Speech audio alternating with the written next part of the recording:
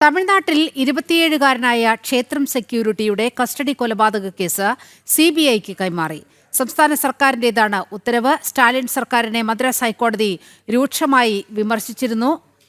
സ്വന്തം പൗരനെ ഭരണകൂടം കൊന്നെന്നും പോലീസിന് അധികാരത്തിന്റെ മത്ത് പിടിച്ചെന്നും കോടതി തുറന്നടിച്ചു. വിവരങ്ങളുമായി S. ശ്രീകാന്ത് ചേരുകയാണ്. ശ്രീകാന്ത്, വലിയ തോതിൽ ഇന്ന് മദ്രാസ് ഹൈക്കോടതിയിൽ നിന്നും സ്റ്റാലിൻ സർക്കാരിന് വിമർശനം ഏറ്റുവാങ്ങേണ്ടി വന്നു. മാത്രവുമല്ല, വലിയ പ്രതിഷേധം ഇതിനെതിരെ കസ്റ്റഡി കൊലപാതകങ്ങൾ അവിടെ സ്ഥിരം സംഭവമാവുകയാണ് എന്ന തരത്തിലുള്ള വലിയ പ്രതിഷേധം സംസ്ഥാനത്തെമ്പാടും ഉയരുന്ന ഒരു സാഹചര്യവുമുണ്ട്.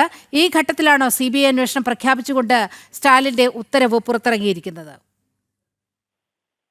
നീലിമ, നമുക്ക് വൈകുന്നേരം തന്നെ അറിയാമായിരുന്നു ഈ കേസ് CBIക്ക് പോകും എന്നുള്ളത്. അത് ഹൈക്കോടതി തന്നെ പറഞ്ഞതാണ്. സർക്കാർ ഈ കേസ് CBIക്ക് വിടുന്നത് സംബന്ധിച്ച് അടിയന്തരമായ തീരുമാനമെടുക്കണം എന്നുള്ളത്. കാരണം ആ ചെറുപ്പക്കാരനെ ഇഞ്ചിഞ്ചായി കൊല്ലുകയാണ് പോലീസ് ചെയ്തത് എന്ന് കോടതി തന്നെ ചൂണ്ടിക്കാട്ടി. ഭരണകൂടം തന്റെ പൗരനെ കൊല്ലുകയാണ് ഉണ്ടായത്. പോലീസിന് അധികാരത്തിന്റെ മത്ത് പിടിച്ചു. ആ ചെറുപ്പക്കാരന്റെ പിൻഭാഗത്തും വായിലും ചെവിയിലുമൊക്കെ മുളകുപൊടി വാരി എറിഞ്ഞു എന്നുള്ള കാര്യവും കോടതി ഇന്ന് ചൂണ്ടിക്കാണിക്കുകയുണ്ടായി.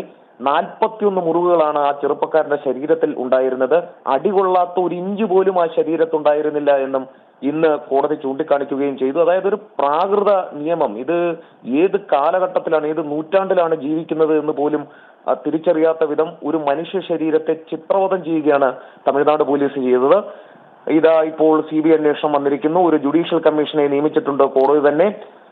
അല്ലാതെ തന്നെ ഇക്കാര്യത്തിൽ സുപ്രീം കോടതി പറഞ്ഞിട്ടുണ്ട്, ഈ കസ്റ്റോഡിയൽ ഡെത്ത് ഒക്കെ തന്നെ സ്വാഭാവികമായി CBI അന്വേഷണത്തിലേക്ക്, മറ്റൊരു ഏജൻസി അന്വേഷിക്കുന്നതിലേക്ക് പോകണം എന്നുള്ളത്. ഇതെല്ലാം സർക്കാരിനെ സ്വാധീനിച്ചിട്ടുണ്ട്. മുഖം നഷ്ടപ്പെട്ട അവസ്ഥയിലാണ് സ്റ്റാലിൻ സർക്കാർ ഇപ്പോൾ. ഓക്കെ.